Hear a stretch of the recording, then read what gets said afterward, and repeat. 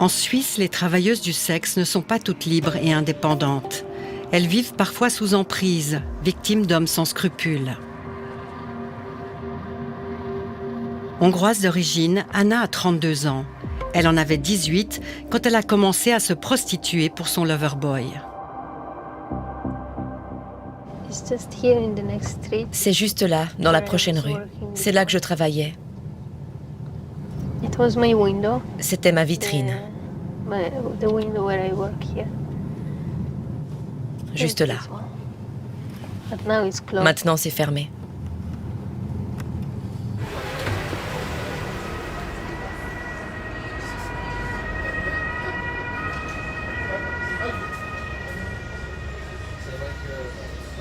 Anna a travaillé à Amsterdam avant d'être placée par son compagnon dans une vitrine comme celle-ci, dans le quartier des Paquis à Genève. Elle y a passé 2 ans.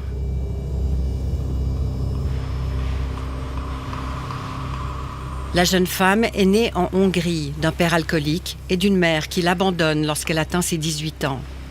Anna est une proie idéale. Elle tombe immédiatement amoureuse. Il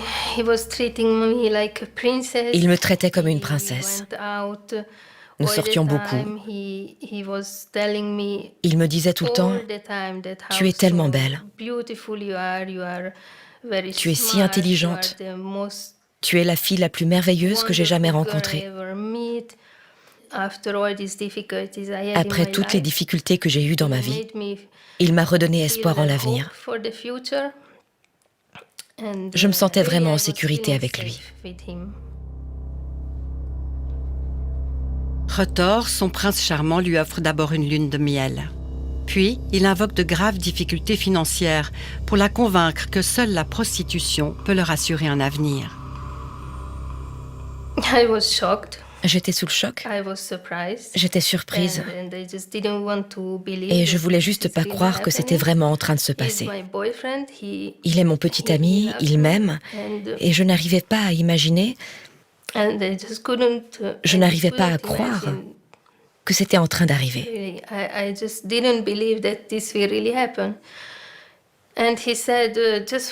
Il m'a dit, ce sera juste pour 1 an ou 2. Jusqu'à ce que tu gagnes assez d'argent et que tu achètes ta maison. Après, on rentrera au pays fonder notre famille.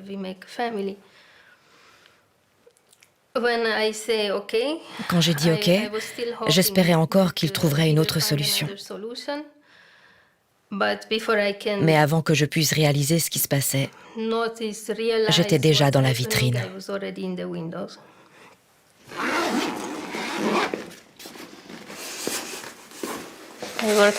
Mes chaussures de travail. Ça, c'était mes habits. Ici, à Genève. Pour témoigner de son passé, Anna se métamorphose. Elle a travaillé pendant 7 ans dans des lieux qui ressemblaient à cette pièce.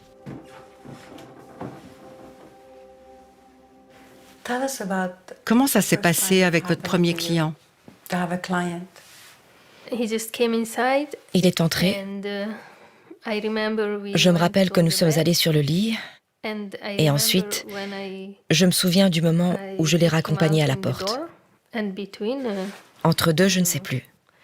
Au moment où il a commencé à m'embrasser et à me toucher partout, mon cerveau s'est fermé et je ne me souviens plus de rien.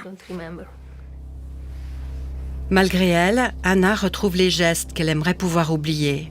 Elle nous montre comment son loverboy l'obligeait à séduire les clients jour après jour. Il me demandait de travailler nuit et jour. J'avais 15, 20 hommes par nuit. Je gagnais à peu près 1000 par jour. Et vous lui donniez tout l'argent? Oui. J'avais l'impression que lorsque je travaillais plus, il me donnait plus d'amour. Donc, pour ressentir cet amour, je devais gagner plus d'argent. C'était la voie à suivre. J'avais besoin de cet amour. Alors j'ai fait ce qu'il voulait que je fasse. J'ai obéi. Une fille m'a demandé depuis combien de temps je travaillais comme prostituée. Et j'ai répondu 7 ans. Ça m'a fait très mal. Parce que mon petit ami m'avait dit 1 ou 2 ans. Et le temps passait, sans que je m'en rende compte.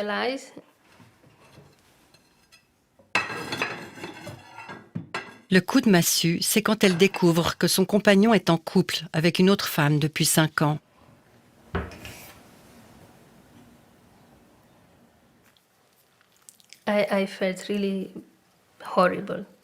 Je me suis sentie horriblement mal. J'avais fait tout ça pour rien. Ces 7 années n'étaient qu'un mensonge. Tout ce qu'il m'avait dit n'était pas vrai. Tout l'espoir qu'il m'avait donné était faux. L'avenir dont nous parlions, notre maison, notre mariage et nos enfants, tout cela n'existait pas.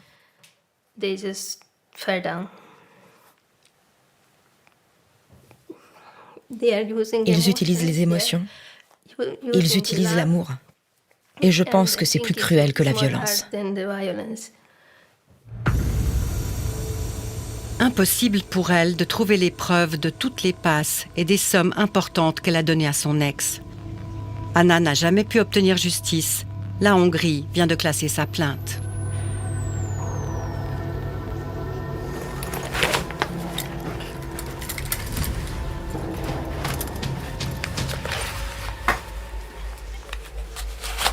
En Suisse, la prostitution est légale, mais le proxénétisme ne l'est pas. Le nombre de travailleurs du sexe et d'affaires de traite augmente. À Fribourg, l'équipe de l'inspecteur Marchon lutte pied à pied. Juste pour t'annoncer que groupe prostitution, on est dans le sud pour un contrôle. Dans des appartements et hôtels, la brigade tombe régulièrement sur des femmes sans autorisation de travail et ne parlant pas un seul mot de français. Bonjour, c'est la police pour un contrôle. Les inspecteurs veulent savoir si les femmes qui travaillent dans cet hôtel se prostituent de leur plein gré. Bonjour. Ou si un proxénète profite d'elles. Bonjour. Bonjour.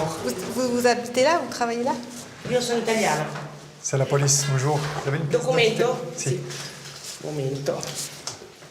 Travaillons une prostitution, non? Non capisco. Les policiers ne trouvent aucune trace d'elle dans leur fichier. Pièce d'identité, Merci. ok? Ok. Muchas gracias. Vous dites là, ça pourrait être une travailleuse du sexe. Sans certitude, mais plutôt pas.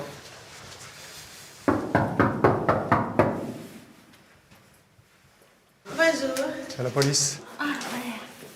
Vous êtes arrivé quand à l'hôtel? Penso c'est presque moi. Un mois que vous êtes là déjà? Presque moi. Ok. Vous avez un permis B ou bien? Permis C. Permis C, d'accord. Ah ouais, permis C, là, c'est bon. Ah oui, là, c'est noté. Vous avez beaucoup de clients, c'est... Ça va. Ça se passe bien. Pour la soumission, oui. Ça se passe bien. Ouais. Ça se passe bien. C'est bon, on a terminé. Ouais. Alors, bonne journée. Merci, Tout bon. bonne journée. Elle est enregistrée auprès de la police. Donc voilà, permis B, permis C. Ils sont en règle par rapport à l'exercice de la prostitution et peuvent exercer. La police va tomber sur un cas suspect, C'est la police pour un contrôle, s'il vous plaît. avec des indices de traite d'êtres humains.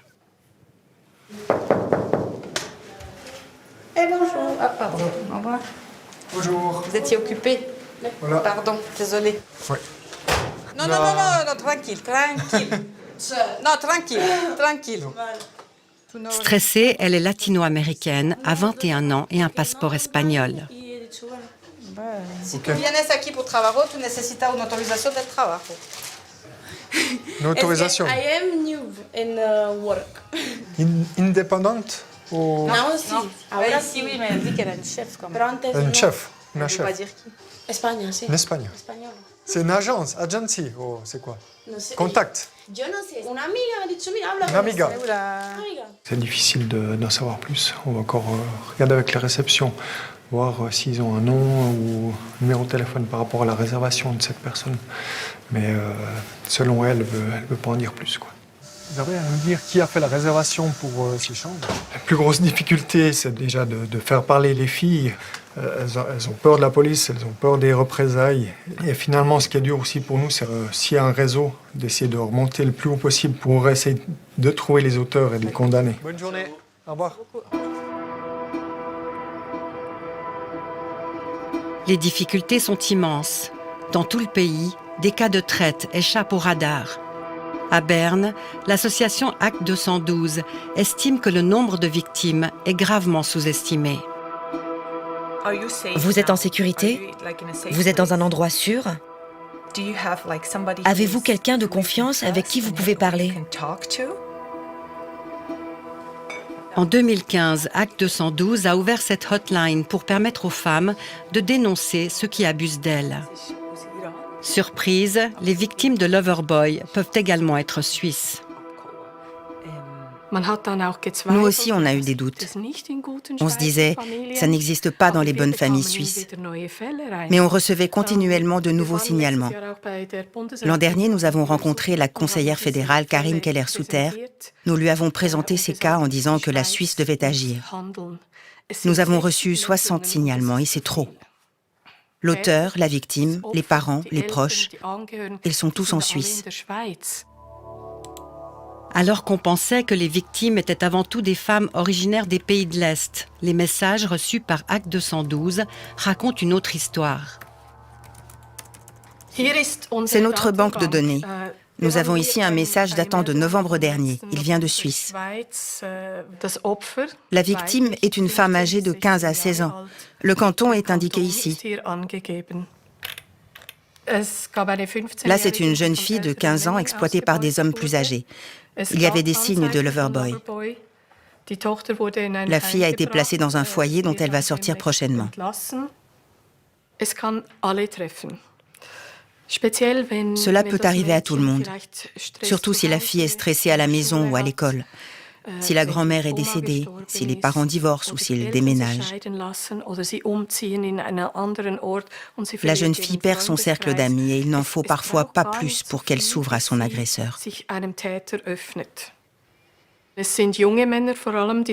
Ce sont de jeunes hommes qui n'ont que quelques années de plus qu'elle. Ils ont été à l'école ici. Leurs parents vivent ici. Ce sont des Suisses, ce sont des personnes issues de la migration ou encore des étrangers qui ne sont pas encore intégrés. Tout le monde est concerné. L'an dernier, 2 victimes de Loverboy ont obtenu justice en Suisse. Une adolescente de Winterthur, prostituée dès l'âge de 12 ans, et une Solleroise qui a été abusée entre ses 16 et 18 ans. Tout ce que la victime a subi, ça donne la nausée. Il l'a vraiment traité comme un morceau de viande pour en tirer le plus d'argent possible. Il l'a vraiment fait. Aujourd'hui, après 2 ans et demi d'abus, il doit à la victime plus d'1 million de francs. Plus d'1 million de francs. Selon le procureur de Soleure, c'est la somme que la jeune femme a fait gagner à son Loverboy. Victime et bourreau ont grandi ici, à Soleure, une ville paisible, un décor de cartes postales. Lorsqu'ils se sont rencontrés sur Internet, elle avait 16 ans et lui 22. Irène Hirzel l'a beaucoup soutenue pendant le procès. Maintenant, on va aller au premier endroit où je me suis prostituée pour lui, dans la petite forêt de Birchi, près de Zurwil. Là, tu prends à gauche. Tu peux tourner à gauche. Dans cette banlieue, Mia rencontrait une dizaine d'hommes par jour. Vous verrez, c'est vraiment pas un bel endroit. À cause de cette activité si désagréable, c'est vraiment un lieu d'horreur pour moi.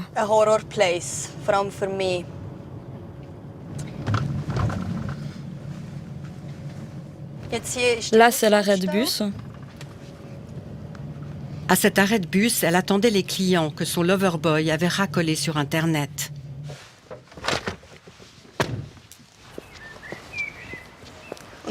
Quand le client arrivait, on montait ici ensemble.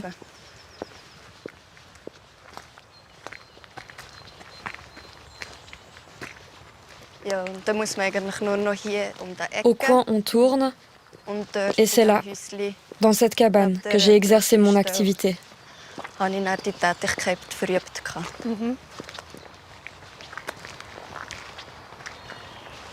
C'est la première fois qu'elle revient sur les lieux.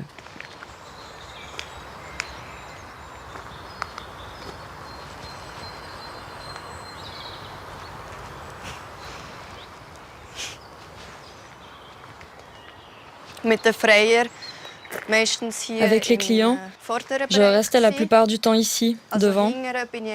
J'allais rarement là derrière. Ça se passait soit sur la table, soit ici sur le côté où se trouvent les bancs. C'est là que nous avions les rapports.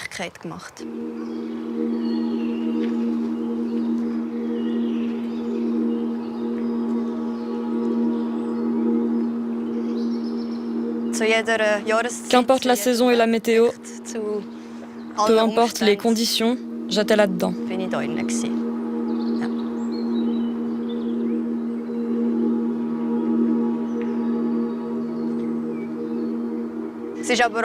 Il est arrivé que des gens passent par là quand nous étions dans la cabane et qu'on doive se cacher. On a même été surpris en train de le faire. Pourquoi dehors? Pourquoi pas dans un hôtel? Tout ce qui se passe à l'intérieur coûte de l'argent. Et dans ce business, il s'agit d'en gagner, pas d'en dépenser.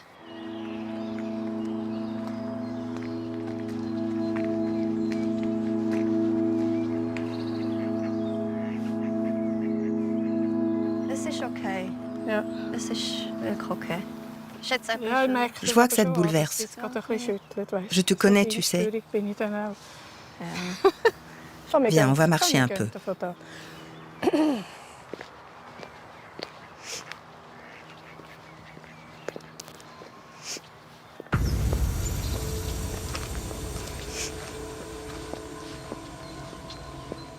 Son loverboy organisait des passes dans un autre lieu sordide, en face du cimetière.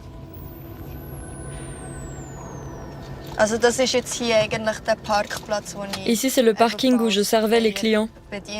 C'était notre plan B à la petite cabane dans la forêt. Alors ça se passait dans la voiture? Oui, exactement.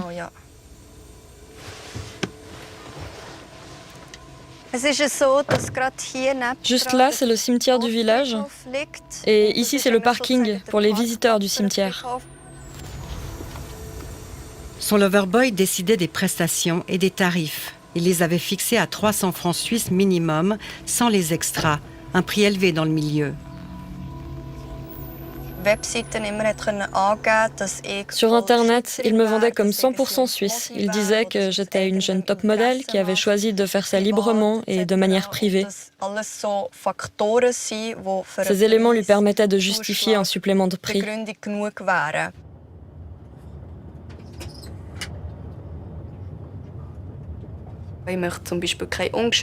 Pas de rapport non protégé, pas de sexe anal, pas de baiser.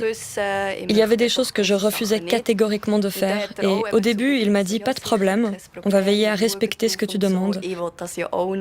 Mais finalement, j'ai dû le faire quand même. Il répétait qu'on avait besoin d'argent et que pour gagner cet argent, je devais faire des choses dont je n'avais pas envie. Alors j'ai fini par tout faire.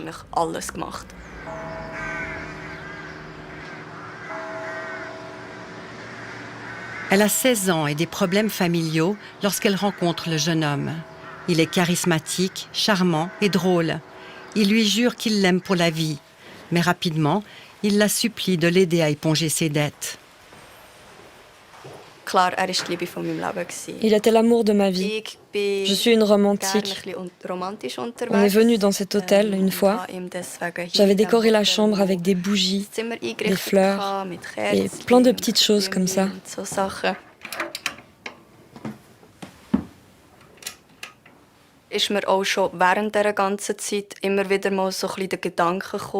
Pendant cette période, je me suis souvent dit que ce qui se passait n'était pas tout à fait normal. Mais je n'avais pas assez de volonté pour faire changer les choses. J'avais peur de le perdre ou de le mettre en colère. Surtout, je voulais lui plaire, lui montrer que je faisais du bon travail pour qu'il soit content de moi. Bien sûr, pour moi tout cela était vraiment désagréable et il y a souvent eu des moments où je me sentais extrêmement sale. On se dégoûte énormément. On a envie de sortir de ce corps parce qu'on trouve ça juste dégueulasse. C'est insupportable.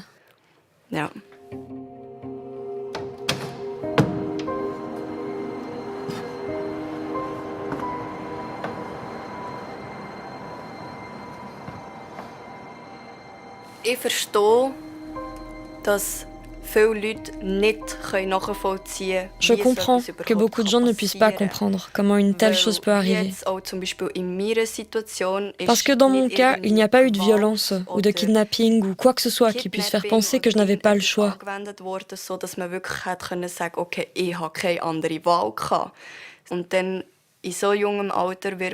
Mais quand tu es si jeune et que tu te retrouves avec une personne qui te met une vision du monde dans la tête qui n'a plus rien à voir avec la normalité, en utilisant notamment des techniques de manipulation comme la carotte et le bâton et toutes ces méthodes qui permettent de soumettre complètement une personne. C'est une domination qui est très difficile à combattre. On a plutôt tendance à se soumettre encore plus.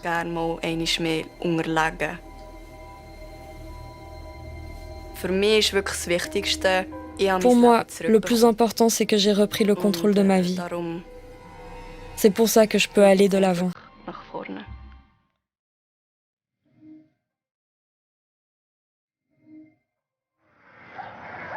Aujourd'hui, son lover boy dort en prison. Il a été condamné à 10 ans ferme pour traite d'êtres humains et incitation à la prostitution. Il nie ce qu'on lui reproche et fait appel de sa condamnation.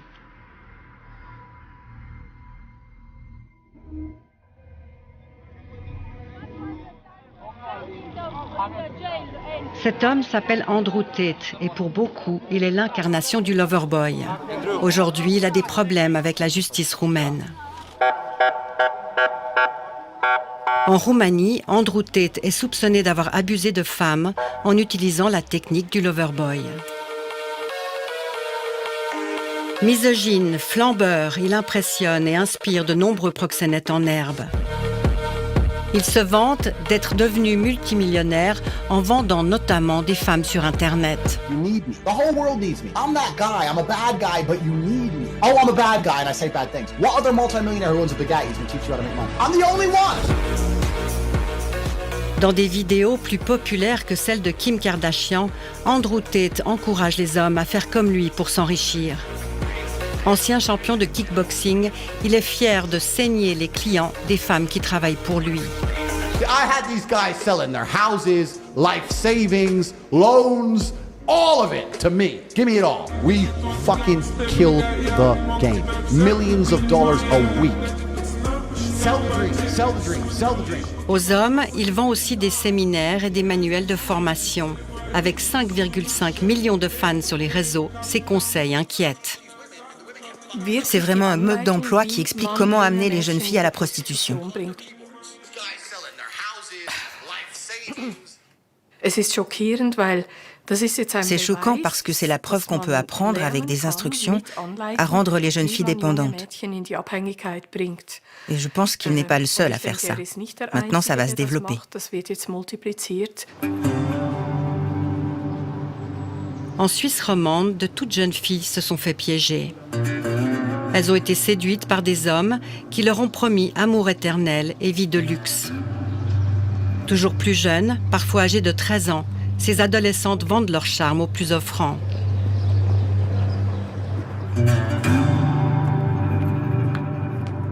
Dans les cantons de Genève et de Vaud, les travailleurs sociaux et la police ont découvert des cas. Les lover boys sont à peine plus âgés que leurs victimes. Il y a l'individu lambda, qui peut être un jeune majeur ou même un mineur, lequel n'a pas forcément lui-même conscience de ce qu'il est en train de faire, quelque chose d'extrêmement grave et illégal. Ça peut être des gens qui fréquentent, qui tournent autour des établissements scolaires, qui tournent autour de foyers d'accueil d'adolescents, effectivement. Alors il y en a pour qui ça marche. Petit à petit, il y a une relation qui se crée, finalement une relation amoureuse, et qui devient une relation d'emprise. Et puis, une fois que le phénomène est en place, c'est assez compliqué effectivement d'agir.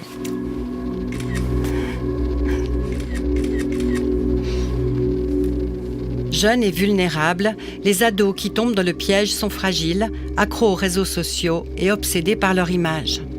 Manipulateurs, les Loverboys les couvrent de compliments et leur promettent qu'elles vont gagner beaucoup d'argent. Ils en font leur métier, hein. Au lieu de vendre la drogue, ils sont mis dans un registre prostitutionnel où on peut parler de proxénétisme 2.0. C'est des amateurs, mais qui se professionnalisent. Et vous avez des choses crasses qui se font avec des jeunes. Ce sont effectivement des prédateurs. On est dans quelque chose d'assez abject, en fait, hein, parce que utiliser, c'est une forme d'escroquerie sentimentale, en fait. Donc c'est pire que tout, quelque part. Parce que ça détruit des personnes, en fait. Hein. C'est-à-dire que non seulement il y a une atteinte à leur corps, à leur identité, à leur image, et puis quand on s'adresse à des adolescentes qui sont en pleine construction, qui recherchent de l'estime de soi, parfois on a même des personnes qui vont mettre des dizaines d'années à refaire confiance à quelqu'un, quoi. Naïves, les adolescentes ne se perçoivent pas comme des victimes. Elles sont même convaincues de maîtriser les règles du jeu. Sans scrupules, leurs proxénètes les vendent comme des marchandises.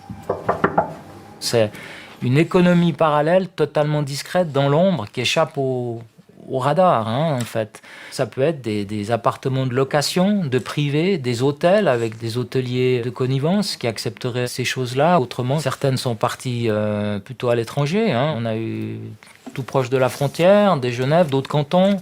C'est peut-être un sentiment de liberté, d'impunité.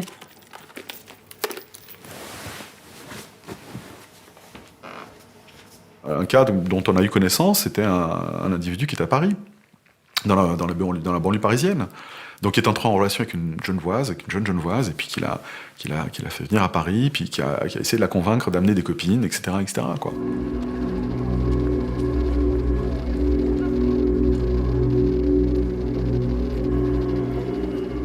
À Lausanne aussi, une dizaine d'adolescentes ont fugué et pris la route de la capitale française. D'après la police vaudoise, elles se sont prostituées dans la région parisienne.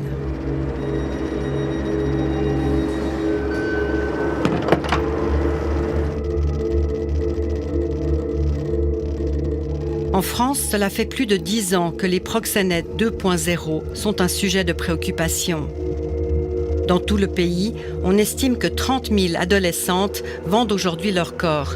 À Paris, le recrutement des Suissesses ne surprend plus personne.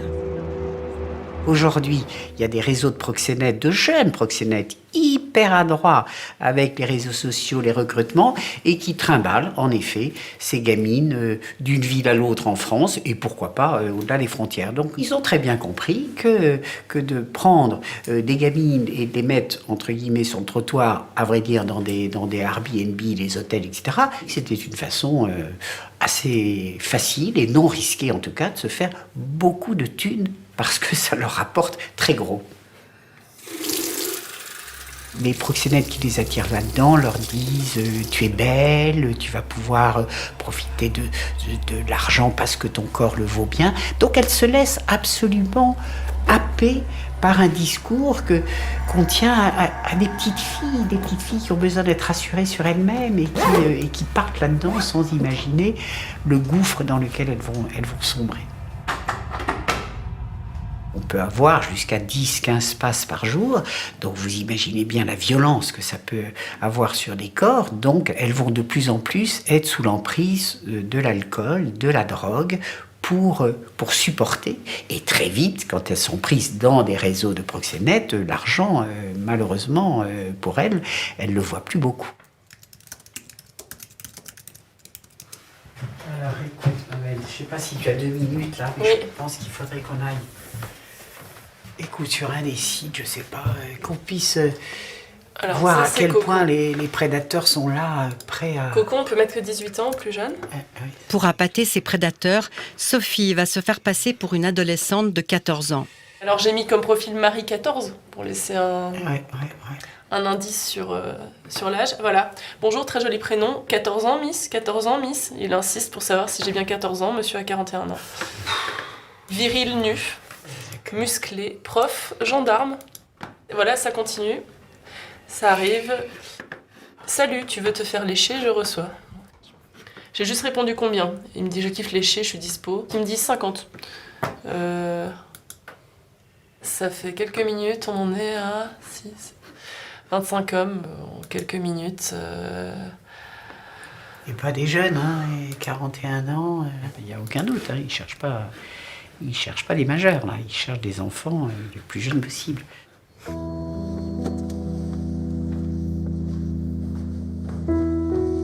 Entre 15 et 16 ans, la fille de ce couple est tombée sous l'emprise de plusieurs lover boys. La sortir de ce piège a été extrêmement difficile. On est content de te voir. Bonjour Amal. Oui, c'est vrai que vous avez l'air en pleine forme tous les deux. Bah écoute, ça va? Donnez-moi des nouvelles de Nina. Tiens. Merci. Vraiment, elle est très bien. Elle a un petit copain depuis l'été dernier. Elle travaille. Elle est super heureuse, voilà. Vous savez comme moi qu'il faut qu'on agisse, il faut qu'on alerte. Chef d'entreprise dans une ville de province, ses parents tombent des nues lorsqu'ils découvrent que leur fille se prostitue. Un jour, j'ai rentré son numéro de téléphone sur un moteur de recherche. Et là, on tombe sur les annonces. Un gros choc. On n'imaginait pas du tout. On se dit, mais c'est pas possible, ça pouvait pas nous arriver. On comprenait pas. Je pense qu'aucun parent n'est préparé à ce genre de découverte. Je suis allé dans le jardin, submergé d'émotions, et les larmes me sont venues. Et moi, sur le moment, c'était beaucoup d'incompréhension. Pourquoi ? Parce qu'elle manquait de rien. Et après, mais je me suis demandé qu'est-ce qui s'est passé dans sa vie pour l'amener à ça. Désespérés, ils suivent leur fille en traquant ses annonces sur les sites de rencontres.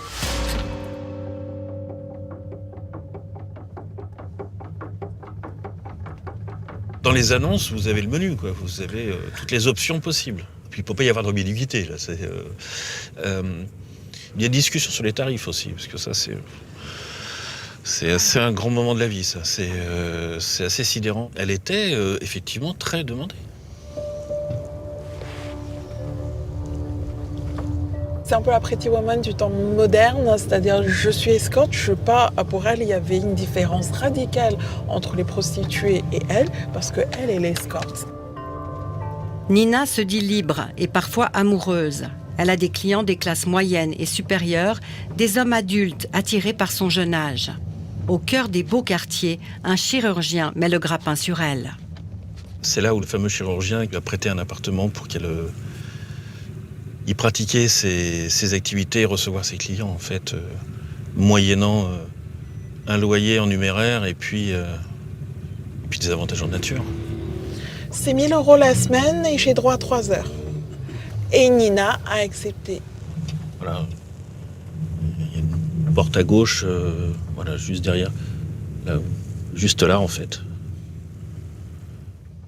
15 fois, ses parents alertent la justice, la police, les services sociaux. Mais pour les autorités, Nina n'est pas toujours une priorité. On a eu un cas, c'était chez un proxénète. On leur a mâché le travail, c'est-à-dire qu'on l'a géolocalisé.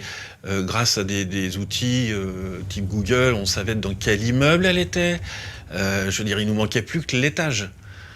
Et là, c'était ah bah oui, mais on peut pas y aller maintenant. Résultat, ils l'ont raté à 2-3 reprises, quoi. Nina retrouve aussi ses clients dans des hôtels de luxe, comme celui-ci, au cœur de Paris. C'était un peu son quotidien, ce genre d'établissement. Un jour, alors qu'elle se rend ici avec son loverboy, la brigade des mineurs tente une opération. C'est exactement là où la brigade des mineurs l'a arrêté. Donc, il y avait 7-8 policiers qui étaient là. Ils lui ont tendu un piège, le faux rendez-vous, et Nina allait rentrer dans l'hôtel quand elle a croisé effectivement un monsieur qui était soi-disant son client et qu'il a identifié, et ils l'ont emmené à l'hôtel de police. Amoureuse, Nina protège son proxénète, dit aux policiers qu'il est juste un ami. Surtout, elle fugue dès qu'on lui en donne l'occasion. Ils l'ont placée dans un foyer d'urgence pour mineurs. Et elle a dit je peux sortir acheter quelque chose à manger et ça vous dérange pas si je prenne la valise? Et la personne, elle l'a laissée partir toute seule. Pendant des mois, les parents n'ont plus aucune nouvelle de leur fille, qui est quasiment séquestrée par son proxénète. Alors qu'ils ont perdu espoir, elle les appelle soudain à l'aide.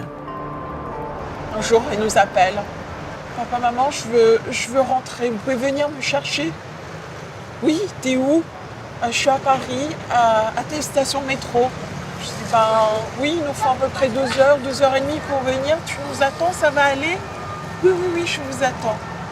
Et on la récupère. Et je me mets à l'arrière de la voiture avec ma petite Nina dans mes bras. Elle dit, maman, je suis désolée. Là, j'ai envie de rentrer, maman. Je suis contente que vous soyez là, que vous m'ayez récupérée. C'était un énorme moment de bonheur parce qu'en fait, on l'attendait là. Et voilà, elle a déboulé avec sa petite valise et c'est très émouvant. Pour ses parents, l'épreuve aura duré plus d'1 an. 15 mois durant lesquels ils ont eu la force de ne jamais couper le lien avec leur fille. Il faut vraiment aimer son enfant, peu importe les bêtises que son enfant peut faire. Toujours garder un contact, toujours parler d'amour, mais ne pas rejeter l'enfant, surtout pas.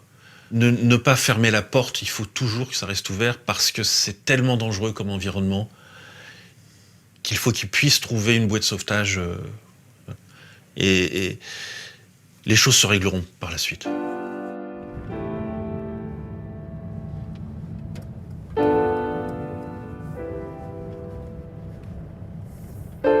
Tous les parents qui ont réussi à sauver leurs enfants, c'est parce qu'ils se sont accrochés, malgré une forme de déni qu'ils reçoivent à chaque fois qu'ils vont porter plainte ou un mauvais accueil. C'est pas grave, il faut continuer à alerter. C'est le premier conseil que je donnerais. Je pense que la première chose qui doit être mise en place, c'est la formation de tous les professionnels qui gravitent autour de ça. Donc c'est la formation des policiers, c'est la formation des magistrats, c'est la formation des travailleurs sociaux.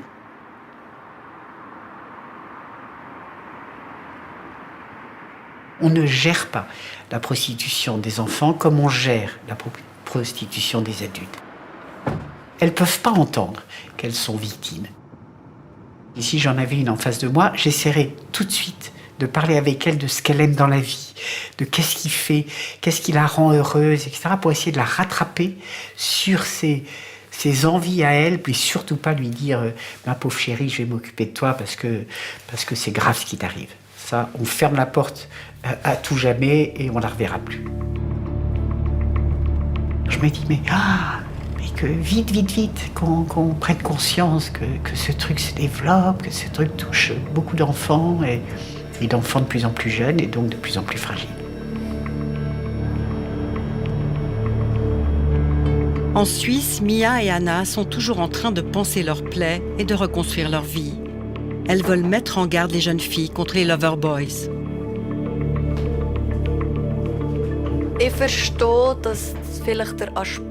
Je comprends que se faire beaucoup d'argent puisse être très attirant pour les jeunes filles. D'autant qu'au début, on a toujours l'impression qu'être escorte ou exercer une activité de prostitution, ce n'est pas si grave.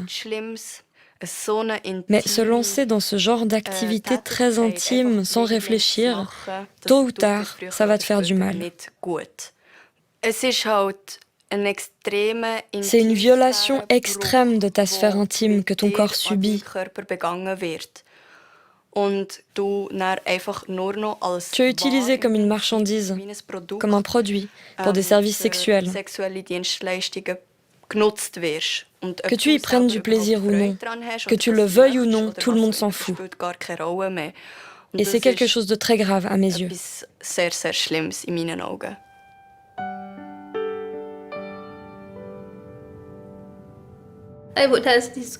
Je demande à ces adolescentes de ne pas écouter uniquement leur cœur. Ok, vous êtes amoureuse, mais écoutez aussi un peu votre cerveau. Moi, je me sens tellement stupide.